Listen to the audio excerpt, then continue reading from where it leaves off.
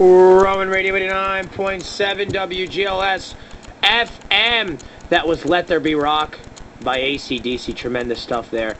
And we already played one from AC/DC earlier. We played Girls Got With Them. We're going to try and slip in another one from AC/DC. And then we also heard Led Zeppelin in there with Black Dog. And we heard the other one from Led Zeppelin, The Rover. Two from Zeppelin and one from AC/DC. And we played one from AC/DC earlier in the 3 o'clock hour. That was a request going out to Rob from Glassboro. So if you want to slip in a request, we're doing a tribute to the 70s. 856-863-9457. 4489 on campus. AOL Instant Messenger screen name, Rowan Radio. We have some Rush, ZZ Top, and Kiss still left to play. A lot of music still to come. You can try and slip in that request.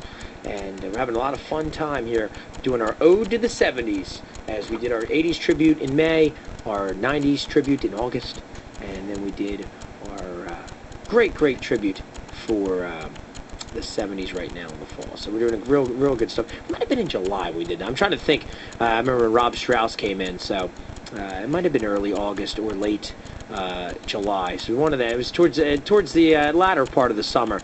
So we covered all our bases. Spring for the 80s, summer for the 90s, and fall for the 70s. And next week's show, the Fun Filthy Show, I'll be on at either 4 or 5 o'clock. So keep the dial on there. I'll check with you. I'll at least have a full 3 hours, but there's a good chance I could be on at 4. So I'm going to discuss that. So 4, I'm going to shoot for 4 o'clock. But if not, 5. So if you don't hear the Icon's voice at 4, that means the Icon will be on at 5. So, and that's going to be a fun time. I have an important message from the Stuttering Foundation. If you've seen Colin Firth in the movie The King's Speech, you know that stuttering is no laughing matter. If you stutter or know someone who does, visit the nonprofit Stuttering Foundation for free online resources. Resources, services, and support at stutteringhelp.org. Or call us at 800-992-9392. This message is brought to you by the Stuttering Foundation and your friends here at Rowan Radio 89.7 WGLS FM, your source for community news and information. Now taking a look at the WGLS FM target with the forecast for the South Jersey listening area.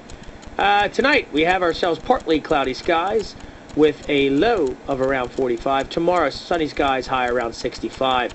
And tomorrow night clear, low of around 49. And at 5:20, it's 49 degrees on the campus of Rowan University. And that's a target with the forecast from Rowan Radio 89.7 WGLS FM. All right, here's what we do. A quick sports round update here, and we'll do some rapid fire stuff as I lost my guide for it, but that's all right. I got a good memory.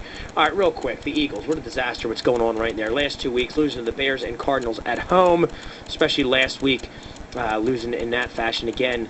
5 of their 6 losses, blowing fourth quarter leads. Absolutely embarrassing what's going on. No Michael Vick this week as they go on the road to take on the New York Giants, who are 6-3, losing to the 49ers, but it's got that win over the New England Patriots. Matt Nelson, do you want to speak or something? I see you coming back here. You looks like you're sitting down and you want to talk. Another reason why the Eagles will not win, and I'm speaking on behalf of all Eagles fans, Jeremy Maclin is also ruled out, which makes it even worse. So Maclin is officially ruled out for that game. Yes, he has been ruled out. So this is a shame. We'll start in his place. Yeah, and hopefully he'll make a catch. Yeah. Hopefully. I think tomorrow night Steve Smith is going to reveal. It'll be like in pro wrestling. He's going to rip off his jersey to reveal he's wearing a Giants jersey. That he's been a plant all along. Because after Steve Smith's performance on last Sunday against the Cardinals, very lame. That man caught 107 balls 2 years ago. You see, the thing is, I don't even know why Steve Smith was even signed by the Birds in the first place. Yeah. You look at a guy who comes off of microfracture surgery. He was one of the best Giants go-to guys last year, and now look at what the Birds are doing with him. Andy Reid maybe puts him in the game, I don't know, maybe 3 times a game at least, at max. Well, even beforehand, when you look what was going on, obviously they had Jackson and Maclin as the 1 and 2, Avant as the 3. Yeah. So when you sign Steve Smith, okay, you sign for depth, whatever, and he's already going to be your 4th receiver, coming off the microfracture surgery. So yeah, coming in, I think they just signed him for depth and signed him just to take him away from the Giants. Exactly. But they signed a lot of names in the offseason, and it's been a disaster. And also, too, one thing that the Eagles have done the last 2 weeks that I have liked, and it has nothing to do with football on the field. The last 3 home games, they have honored some past Eagles. Yes. And again, the Dallas game, they honored Eric Allen and Jim Johnson. Right. Eric Allen, a terrific corner. Oh, yeah. Unbelievable. All-pro. Played here from 88 to 94. Terrific cornerback, class act too, and Jim Johnson, of course, the great defensive coordinator from 99 to 08.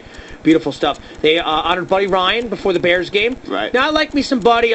Buddy was fun. He helped bring football back after the dark days of the Marion Campbell years. Now, Buddy did come up short in the playoffs, but Buddy was fun, and he's a staple, and he's well-liked, and he's a very good defensive mind, obviously. So I'm very glad they honored him, plus Buddy's been sick. Also, last week they honored Randall Cunningham. So going back to that era as well. So very happy about that. And that's one thing I'll give the Eagles right now. Right. That's it. Other than that, no. Because on the field it's been disgraceful. And we've got to watch Vince Young tomorrow, and I'm not happy about that. But, yeah, it's just been a disaster what's going on the field, too. And, you know, just disgraceful. Bad. Awful. 3-6 at this point in the year. Yeah, at this rate, it will be a miracle to see the Birds actually win their last 7 games. Oh, it ain't happening. To hopefully make the playoffs, which I can't see them. No shot. This team can't even win more than 2 in a row. No. How they going? And even if they didn't win, even if they finished 9-7, just say, look at all the help they would need to get. Now they dug themselves a hole. You can't close games in the fourth quarter. You're 1-4 at home. You keep on believing that you're really that good. You say each week that you're really a good team. You just have to put it all together. Keep believing it, because I don't. So, I mean, that's, hey, keep it. Do you think the Giants do actually win the NFC East? Or the Cowboys? The Giants do have a very tough schedule these next several weeks.